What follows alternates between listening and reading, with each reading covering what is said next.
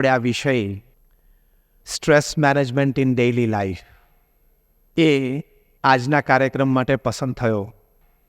Stress એટલે તણાવ, ચિંતામાંથી તણાવ ઉપજે. ઘણું બધું સ્ટ્રેસ વિશે આપણે સાંભળ્યું હશે. અત્યારે અહીંયા બેકડ્રોપમાં પણ સ્ટ્રેસ વિશે ઘણું બધું લખાણું છે. પણ મેડિકલ સાયન્સ એવું કહે છે કે by 2030 stress would be the most important factor of human dying. Stress છે સૌથી મોટું ફેક્ટર બનશે જેના લીધે માણસ મૃત્યુ પામશે. કારણ કે સ્ટ્રેસથી બ્લડ પ્રેશર, સ્ટ્રેસથી cardiac arrest, many things happen. આપણે બેઠા છીએ એમાંથી પણ ઘણા બધાએ આપણને આ સ્ટ્રેસ સંબંધી વાત કરી હશે. આપણે પણ ઘણા બધો સ્ટ્રેસ, તણાવ એનો અનુભવ પણ કર્યો હશે. અત્યારે પણ ઘણા બધા કરતા હશે. બિઝનેસ લાઈફમાં કંઈક ઇશ્યુ ઊભું થાય એટલે stress comes in your life. Social લાઈફમાં કંઈ પ્રશ્ન ઊભો થાય એટલે again stress comes in your life. Personal લાઈફમાં, વ્યક્તિગત જીવનમાં કંઈક પ્રશ્ન ઊભો થાય એટલે again stress comes in your life. ચિંતા, તણાવ. ચિંતા અને તણાવમાંથી મુક્ત નથી થવાતું, પણ યુ કેન મેનેજ ઇટ. એ તમારી શારીરિક, માનસિક અને આંતરિક એટલે ઇમોશનલ હેલ્થ ન બગાડી શકે એટલું તો તમે કંટ્રોલ કરી શકો.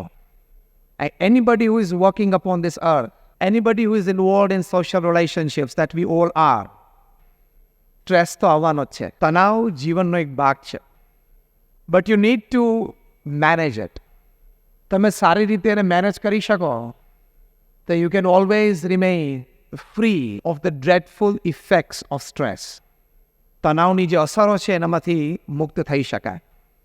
પહેલો બેઝિક કોન્સેપ્ટ આપણા મનમાં ક્લિયર કરવાની જરૂર છે કે આ લોકની દ્રષ્ટિએ બધી જ વસ્તુ પ્રાપ્ત થાય તો માણસને ક્યારેય ચિંતા કે તણાવ ન આવે.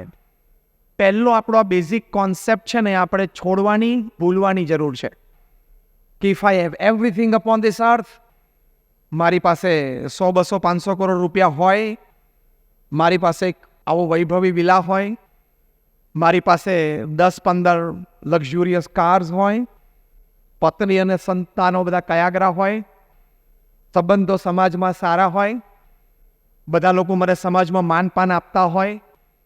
જો આ બધું ગોઠવાઈ જાય ને તો પછી તણાવ રહે નહીં.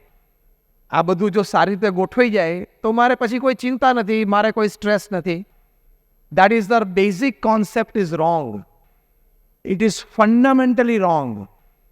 આ બધું હોય તો પણ જબરજસ્ત તણાવ આવી શકે છે અને એ સ્ટ્રેસના કારણે આપઘાત સુધી લોકો જઈ શકે છે અને થાય છે.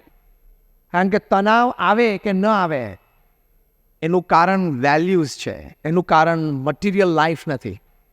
Again I repeat, whether stress comes in your life or not, it is not dependent upon materialistic values or materialistic pleasures. It absolutely depends upon the values that you cultivate in your life.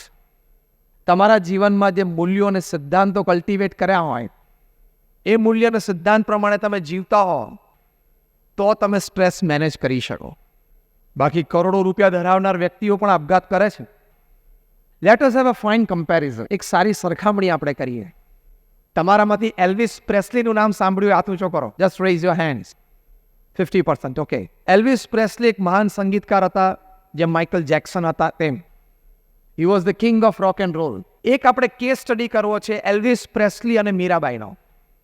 તમને કદાચ અત્યારે જ વિચાર આવી ગયો છે કે Elvis પ્રેસ્લી અને મીરાબાઈની કમ્પેરિઝન થાય નહીં. Let us start a case study.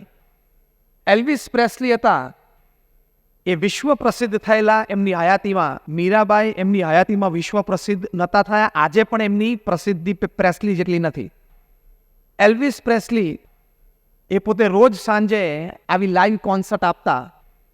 Mirabai વૃંદાવનમાં Banke બિહારીના મંદિરમાં બહાર બેસીને ગાતા. 2-5 જણા પણ સાંભળનારા હોય નહીં. એલ્વિસ પ્રેસ્લી માટે ટાઇટલ અપાણું the king of rock and roll. મીરાબાઈને એવું સંગીત સંબંધી કોઈ એવું ટાઇટલ મળ્યું નથી. એલ્વિસ પ્રેસ્લી 21 વર્ષની ઉંમરના હતા ત્યારે 78 પ્રેસ્લી પ્રોડક્ટ્સ માર્કેટમાં હતી. અત્યારે પણ જીન્સ પેન્ટની પાછળ લેધર ટેગ ઉપર એલ્વિસ લખેલું આવે છે. એ એલ્વિસ બ્રાન્ડ છે. મીરાબાઈની હયાતીમાં એક પણ બ્રાન્ડ મીરાબાઈ દ્વારા એન્ડોર્સ હતી નહીં. મીરા ક્લોથિંગ, મીરા ફૂટવેર એવું એ વખતે હતું નહીં. એલ્વિસ પ્રેસ્લી જ્યારે 21 વર્ષના હતા ત્યારે એમની પાસે શું હતું? તે પોતે પોતાના પ્રાઇવેટ 747 જેટ પ્લેનમાં ટ્રાવેલ કરતા. એમની પાસે ડાયમંડ સ્ટડેડ લિમોઝિન્સ હતી, લિમોઝિન કાર, પણ એની ઉપર હીરા જડિત. હજી આઈ ડોન્ટ થિંક આ હીરાનગરીમાં કોઈ વ્યક્તિ હીરા જડિત ગાડી ફેરવતા હોય. ફેરવે છે કોઈ? આ હું વાત કરું છું 70ના દાયકાની અમેરિકાની, જ્યારે એલ્વિસ પ્રેસ્લીની ગાડી ઉપર હીરા જડેલા હતા અને 7 લિમોઝિન્સની કેવેલકેટ જાય. મીરાબાઈને એક સ્થાનેથી બીજા સ્થાને જવું હોય તો કેવી રીતે જતા? ચાલતા. એમને તો લિમોઝિન શબ્દ પણ નહોતો સાંભળ્યો અને એમના વખતમાં તો પ્લેન્સ તો હતા જ નહીં. એલ્વિસ પ્રેસ્લીના પોતાની કમાણીના his self made money was $500 million, એટલે કે $50 કરોડ પોતે પોતાની આવડત કલા ઉપર કમાયેલા.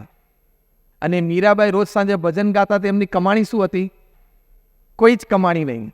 કોઈ ભાવિક ભક્ત એમને જમવા આપે તો એ જમતા. એલ્વિસ પ્રેસ્લી સાંજે કોન્સર્ટ વખતે પોતાનું લેધર જેકેટ ઓડિયન્સમાં ઉડાડે એટલે લેધર જેકેટના આટલા આટલા ટુકડા થઈ જતા ને લોકો એક એક ટુકડો ઘરે લઈ જતા હતા. એલ્વિસ પ્રેસ્લીનો પ્રસાદ કે લોકો ભવિષ્યમાં અમે કહી શકીએ કે we have attended an Elvis concert live. મીરાબાઈને તો કોઈ કોન્સર્ટ જેવું હતું જ નહીં. એલ્વિસ પ્રેસ્લીના બાયોગ્રાફર માઇક સ્ટોન એવું લખે છે કે Elvis was only the second person in history to become famous by the first name after Jesus Christ. Jesus Christ પછી કોઈ બીજી વ્યક્તિ પૃથ્વી ઉપર પ્રથમ નામથી પ્રસિદ્ધ થઈ હોય તો એલ્વિસ છે. મીરાબાઈની હયાતીમાં એમના વિશે કોઈ જીવન ચરિત્ર લખાણો નથી. આટલી વાત સાંભળ્યા પછી તમને એમ થાય કે આ બંનેની કમ્પેરિઝન હોય જ નહીં, સરખામણી કરાય જ નહીં.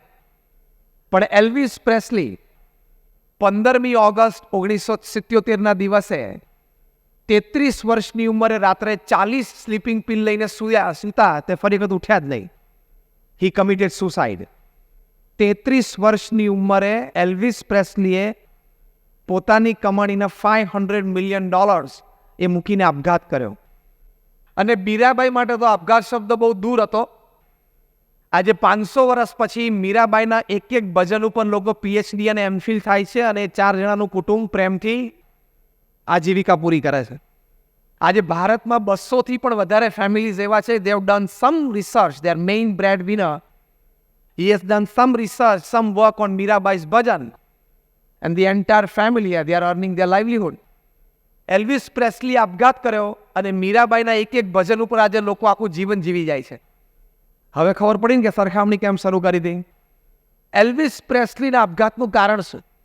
આવી વ્યક્તિને આપઘાત કરવો પડે? રોજ સાંજે 1000 માણસ એને સાંભળવા માટે આવે, રોજ મંચ ઉપર આવવાનું, પ્રાઇવેટ જેટમાં જવાનું, હીરા જડિત લિમોઝિન ગાડી, એલ્વિસના નામની 78 પ્રેસ્લી પ્રોડક્ટ્સ બધી માર્કેટમાં હોય. અમેરિકાની ધરતી ઉપર વિશ્વના કોઈ પણ દેશના પ્રમુખ કે પ્રધાનમંત્રી ઉતરે, એને એક મનમાં ઈચ્છા હોય કે એલ્વિસ સાથે એક મુલાકાત મારી થાય તો બહુ સારું. આ વ્યક્તિ આપઘાત કરવો પડે? આપણે ના પાડીએ છીએ ને એ હજી એક કોન્સેપ્ટ આપણા મગજમાંથી નીકળ્યો નથી કે આવી વ્યક્તિઓને પણ જીવનમાં એવા તણાવ, સ્ટ્રેસ ઊભા થાય છે કે આપઘાત કરે. એલ્વિસ પ્રેસ્લી જ્યારે એમનું મોસ્ટ ઇમ્પોર્ટન્ટ કમ્પોઝિશન એક વખત પ્લે કરતા હતા, હાઉ ગ્રેટ ધા આર્ટ, એ વખતે એમના સેક્રેટરી એમને પૂછ્યું, sir how are you feeling, તમને આમ કેવો અનુભવ થાય છે? ત્યારે એલ્વિસ પ્રેસ્લી બંને હાથ પિયાનો ઉપરથી નીચે નાખીને બોલેલા, નિશ્વાસો નાખીને, વેરી અલોન, મને બહુ જ એકલતાનો અનુભવ થાય છે. એટલે રોજ સાંજે 1000 માણસ તને સાંભળવા આવે છે ને તને એકલતાનો અનુભવ થાય? રોજ સવારે ઉઠીને ખાલી ગેલેરીમાં આવે ત્યારે નીચે 200 ટુરિસ્ટ ઊભા હોય કે હમણાં એલ્વિસ પ્રેસ્લી ગેલેરીમાં આવીને હાથ ઊંચો કરશે ને એટલે આપણને બધાને એલ્વિસના દર્શન થશે, અને તને એકલતાનો અનુભવ થાય છે. અને મીરાબાઈ બાકે બિહારી મંદિરના એકલા બેઠા બેઠા ભજન ગાય છે, પાયો જી મેને રામ રતન ધન પાયો. હું એકલી છું જ નહીં, ભલે મેં રાજપાટનો ત્યાગ કર્યો, મારા પતિ મોટા રાણા એટલે રાજા છે, અને મેં મહારાણીનું પદ ભોગ્યું છે અને અત્યારે સામાન્ય વસ્ત્રમાં સામાન્ય જીવન જીવું છું, પણ ભજન શું લખ્યું? પાયોજી મેને રામ રતન ધન પાયો. એલ્વિસ પ્રેસ્લીને બીજું બધું ધન હતું છતાં એકલતા હતી. મીરાબાઈ પાસે બીજું કશું જ ધન હતું નહીં છતાં અંતર ભરેલું હતું. વેર ધ ડિફરન્સ લાઈઝ? આ ભેદ ક્યાં પડે છે? વેર ધ ડિફરન્સ લાઈઝ? એ આ પ્રવચનમાં આગળ એના કારણો તમને જાણવા મળશે. એટલે પહેલો બેઝિક કોન્સેપ્ટ મગજમાંથી કાઢી નાખવાનો કે આ લોકમાં ધન, સમૃદ્ધિ, વૈભવ, સત્તા હોય તો આપણે સુરક્ષિત છીએ એવું નથી. Still stress can come in your life. એ કેવી રીતે આવે?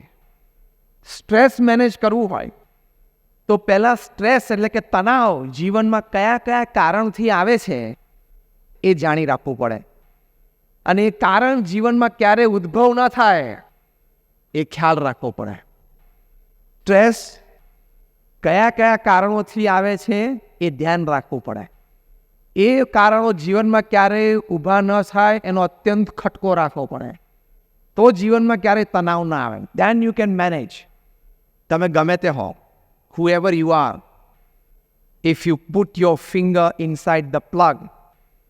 ગુજરાત ઇલેક્ટ્રિસિટી બોર્ડના ચેરમેન હોય, 40 વર્ષથી ઇલેક્ટ્રિસિટી ડિસ્ટ્રીબ્યુટ કરતા હોય અને પ્લગમાં આંગળી નાખવાનો અધિકાર છે કે નહીં?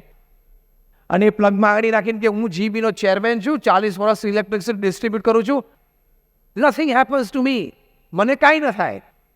ઇલેક્ટ્રિસિટી જીબીના ચેરમેનને ઓળખતી નથી. એ ખાલી સ્કિન, ફ્લેશ એન્ડ બ્લડને જ ઓળખાડી દે.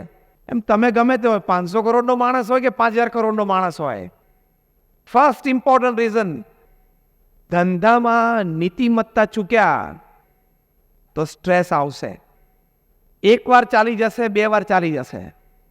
જેમ ટ્રાફિક લાઇટ્સમાં રેડ લાઇટ હોય, એકવાર નીકળી જાઓ, 2 વાર નીકળી જાઓ, 5 વાર નીકળી જાઓ, પણ એકવાર જ્યારે એક્સિડન્ટ થાય ત્યારે, એમ ધંધામાં અનીતિ એ થશે તો એક દિવસ તણાવ આવશે, જરૂર આવશે. પ્રતિસ્પર્ધી તરફથી આવશે, પાર્ટનર તરફથી પણ આવી શકે, ટેક્સ ડિપાર્ટમેન્ટ તરફથી પણ આવી શકે, અને બધું જ થઈ શકે. આપણે તો અહીંયા બેઠા છીએ શું છીએ? સત્યમ કંપનીના માલિક રામાલિંગા રાજુ, 8000 કરોડનો માણસ, સત્યમ કોમ્પ્યુટર્સ. એવું કહેવાય છે કે અનૈતિક પ્રેક્ટિસીસ કરી, આપણે કંઈ કેસની ડિટેલ્સમાં નથી જતા, પણ ટુડે ઇઝ ઇન જેલ, આજે જેલમાં છે. તમારી કંપનીનું નામ સત્યમ હોય એટલે તમને કંઈ અસત્ય પ્રેક્ટિસીસ કરવાનો અધિકાર નથી મળી જતો. whoever you are. અને રિગરસ ઇમ્પ્રિઝનમેન્ટ છે 7 વર્ષની, ચટાઈ પર સુવાનું જેલમાં, જેલનો ખોરાક જ ખાવાનો, 7 વર્ષ rigorous imprisonment. Rajat Gupta, the face of corporate India in the western world, IIT Kharagpur graduate, Harvard MBA, મેકિન્સના ડિરેક્ટર, ગોલ્ડમેન સેક્સના ડિરેક્ટર. પશ્ચિમ જગતમાં ભારતનો વ્યવસાયી ઇમેજ એટલે રજત ગુપ્તા. 40 વર્ષની કોર્પોરેટ ઇમેજ. જે રીતે ન્યૂઝપેપર્સમાં રિપોર્ટ્સ આવ્યા છે, જે રીતે કોર્ટના પ્રોસિડિંગ્સ થયા, એક 5 સેકન્ડની અનૈતિક પ્રેક્ટિસ અત્યારે એ જેલમાં છે. He just made a 5 second mistake. એવું કહેવાય છે કે દુનિયાના સૌથી ધનાઢ્ય ઇન્વેસ્ટર વોરેન બફેટે ગોલ્ડમેનને ઓફર કરી કે I want to invest my personal $5 billion. એમના $5 અબજ લેવા કે નહીં એની માટે ગોલ્ડમેન બોર્ડ ઓફ ડિરેક્ટર્સની મિટિંગ થઈ, અને એ મિટિંગમાં નક્કી થયું કે આપણે સ્વીકારવા. હવે એવું કહેવાય છે ફોન કોલ્સ ટ્રેક થયા પછી કે મિટિંગમાંથી બહાર નીકળ્યા પછી રજત ગુપ્તાએ મોસ્કો, રશિયાથી અમેરિકા એક ફોન કોલ કર્યો લીધા.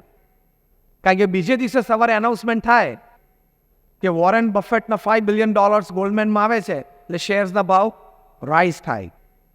એટલે ડિફરન્સ 24 કલાકમાં બહુ મોટો મળે. થયું.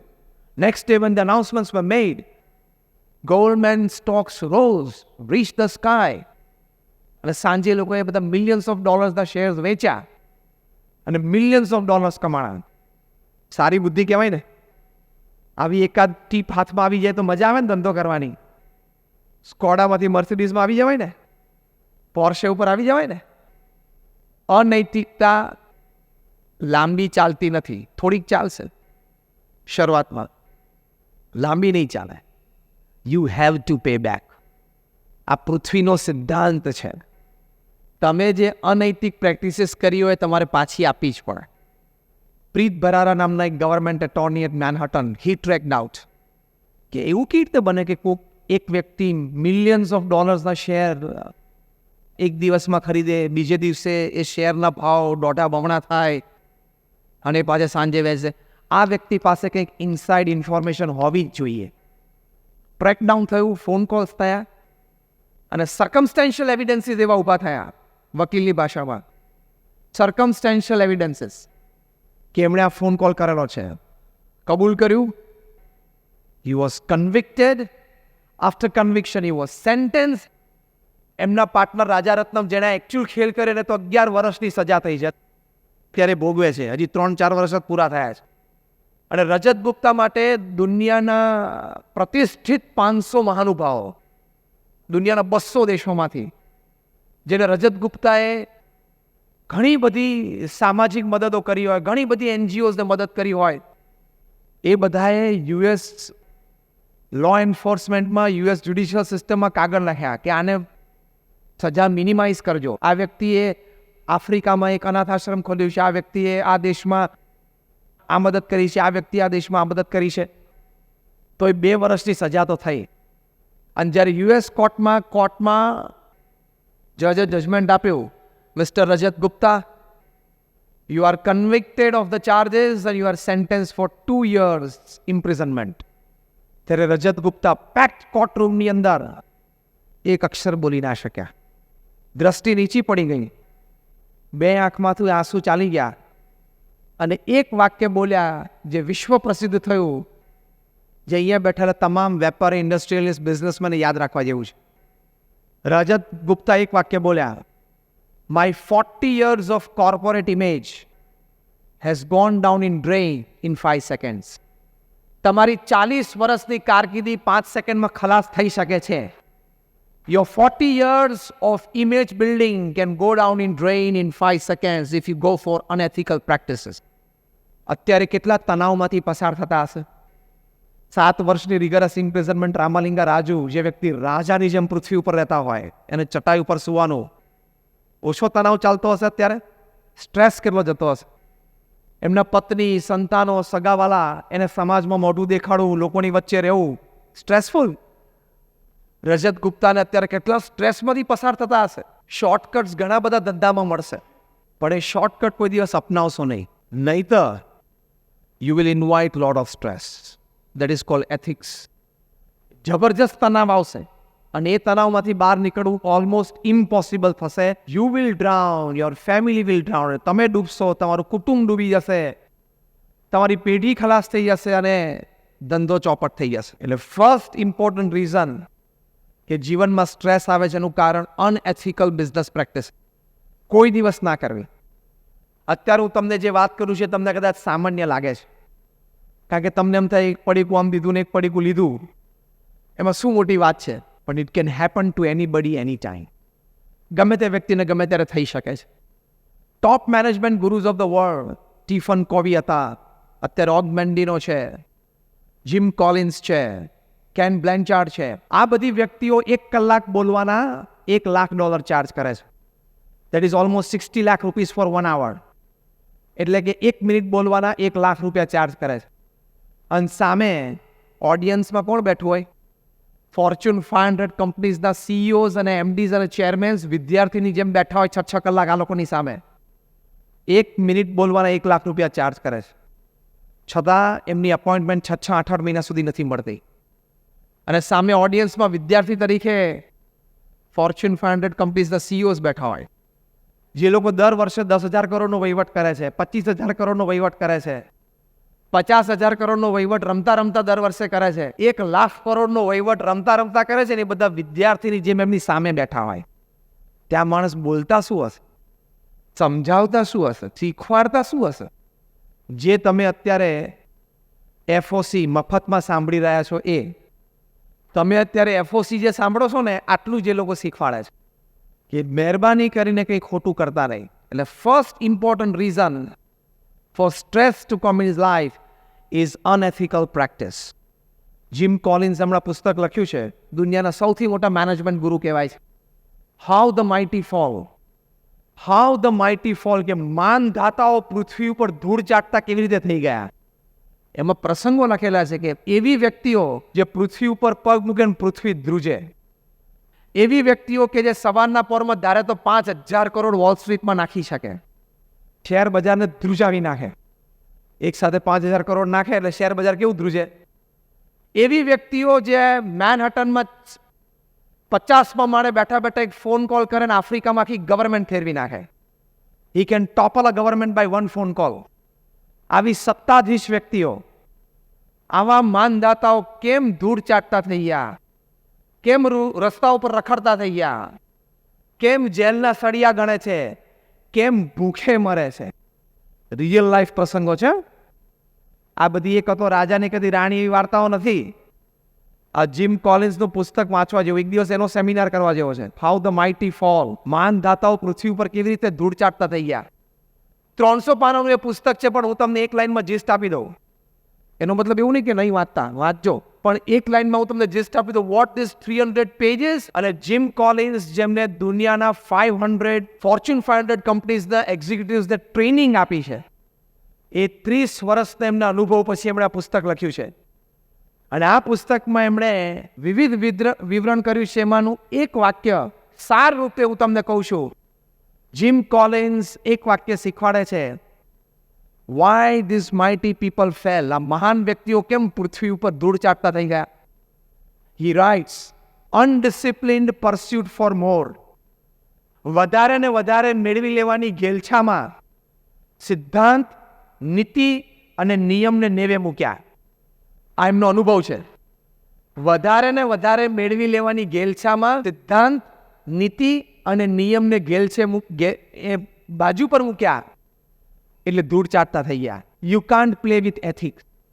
સિદ્ધાંતો સાથે કોઈ દિવસ રમાય નહીં. પદ્ધતિ બદલી શકાય, પ્રિન્સિપલ્સ નેવર ચેન્જ. કાર્ય પદ્ધતિમાં સુધારો હોઈ શકે, સિદ્ધાંતોમાં કોઈ દિવસ નહીં. હા, પાવર પ્લે ક્રિકેટમાં બદલાય. હવે 2 ફિલ્ડરે બહાર રહેવું 30 યાર્ડ સર્કલમાં, પછી કે હવે 3 રહી શકે, એ બધું થોડું બદલાય, પણ 3 સ્ટમ્પના 4 સ્ટમ્પ ના થાય. અને એ વાતને કોઈ દિવસ પ્રશ્ન પણ નહીં પૂછવાનો. Never ask questions to the basics and the principles of life. ઘણી બધી જગ્યાએ અમે સેમિનાર્સમાં જઈએ, લોકો ફંડામેન્ટલ ક્વેશ્ચન પૂછે. ભગવાન હશે કે નહીં? ભગવાન છે એની ખાતરી શું? કોણે આનું ઇન્વેન્શન કર્યું? Don't question the fundamentals. સિદ્ધાંત સિદ્ધાંત જ રહેશે. તમે બેટ લઈને ગ્રાઉન્ડ ઉપર જાઓ, તમે એમ કહો કે પહેલાં મને સમજાવો કે આ 3 સ્ટમ્પ કોણે નક્કી કર્યા? એ નક્કી કરવા માટેની કમિટી કોણે રચી? કમિટીમાં કોણ કોણ હતું? અને એને જે લખાણ પ્રેઝન્ટ કર્યું એ એક્સેપ્ટ કર્યું એ કમિટી કોણ હતી? 2 કેમ નહીં, 4 કેમ નહીં, 3 સ્ટમ્પ નક્કી કેવી રીતે થાય એનો ઉત્તર પહેલાં મને આપો, પછી હું બેટિંગ કરવા ક્રીઝ ઉપર જઉં. તો બાકીના 11 ખેલાડીઓ શું કહે? જો બધા ઈશારો કર્યો કે ભાઈ અમને શાંતિથી મજા લેવા દે, તું બહાર નીકળ. તમે ચેસ રમવા બેસો ને એમ કહો મારો હાથી તો આડોય ચાલશે, ઊભોય ચાલશે, અઢીએ ચાલશે, બધું ચાલશે. તો સામેવાળો શું કહે? તો આપણે રમવાની મજા આવશે. રમવાની મજા લેવી હોય તો મૂળભૂત સિદ્ધાંતોને સ્વીકારવા પડે. એમ આઈ રાઈટ ઓર રોંગ? રમવાની મજા લેવી હોય તો મૂળભૂત સિદ્ધાંતોને સ્વીકારવા પડે. એમ ધંધા અને કમાણીની મજા લેવી હોય તો મૂળભૂત સિદ્ધાંતોને સ્વીકારવા પડે. You can never go for unethical practices. અને અનએથિકલ પ્રેક્ટિસીસ કરવા જાઓ તો ભલે તમે હજારો ઘર બાંધ્યા હોય ને લાખોના સહારા હોય, તો પણ તમે તિહારમાં બેસહારા થઈ શકો છો. whoever you are. તમે લાખો લોકોના સહારા હો તો પણ તિહારમાં બેસહારા રહી શકો છો. 10,000 કરોડનો માલિક હોય ને એને પણ ચટાઈ ઉપર સૂવું પડે. સિદ્ધાંત જોડે કોઈ રમત નહીં. એની સામે આપણે બેઠા લઈએ છીએ તો કોણ છે? આપણા જીવન તો એ પગારે રાખે. Again remember just one sentence. તમે જીબીના ચેરમેન હો તો પણ પ્લગમાં આંગળી નાખવાની નહીં. આ બધા પ્રસંગો તમને યાદ ના રહે ને તો આ વાક્ય યાદ રાખવાનું. 40 વર્ષ સુધી ઇલેક્ટ્રિસિટી ડિસ્ટ્રીબ્યુટ કરી હોય ને તો પણ પ્લગમાં આંગળી નખાય નહીં. એમ નહીં માની રહ્યો કે ઇલેક્ટ્રિસિટી તો એને ખબર હોવી જોઈએ કે હું જીબીનો ચેરમેન છું. whoever you are, તું ગમે તે હો. First important reason for stress is unethical business practices. Never go for it. Growth ધીમે ધીમે ધીમે થાય, શાંતિથી થાય, one step at a time. એ રીતે થાય. That is called stable and real growth. એવી રીતે જ વિકાસ કરાય. ગમે તેટલી ઓપોર્ચ્યુનિટી મળે